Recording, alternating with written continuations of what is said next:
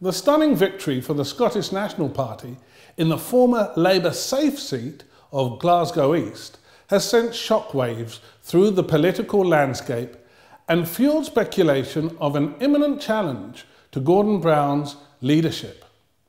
Glasgow East is well known to me.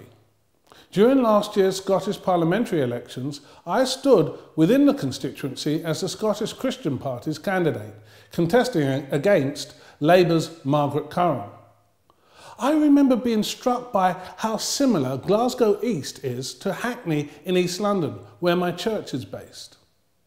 In Hackney, Labour has lost almost a quarter of its vote since Tony Blair's landslide victory of 1997. Hackney North and Stoke Newington's MP Diane Abbott has a majority of just 7,427. 6,000 less than the majority that Labour saw wiped out in Glasgow East. Junior Minister Meg Hillier has a majority of just 10,204 in Hackney South and Shoreditch, 3,000 less than in Glasgow East.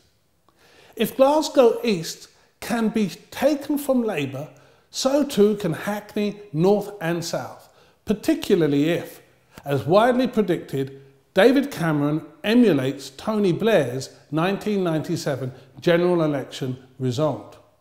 For me, what marked the narrow SNP victory in Glasgow East was what went on behind the scenes.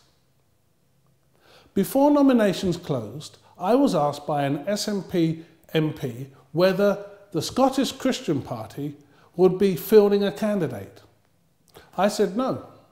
I went on to explain that we would not be standing as we were aware that the SNP candidate, John Mason, was a committed Christian, and that as a party, the Christian Party will not stand where a committed Christian from another party has a real chance of winning. John Mason won the Glasgow East by-election by just 365 votes. Last year, I polled 588 votes for the Scottish Christian Party in the same area of Glasgow. Whether the Scottish Christian Party's vote would have held up in Glasgow East is pure speculation. What I do know, however, is that our activists and members voted for John Mason, not because he was SNP, but because he was a Christian. I am also aware of the Christian prayers and proxy votes that were made on John Mason's behalf, as well as the viral internet campaigning that occurred throughout the Christian community.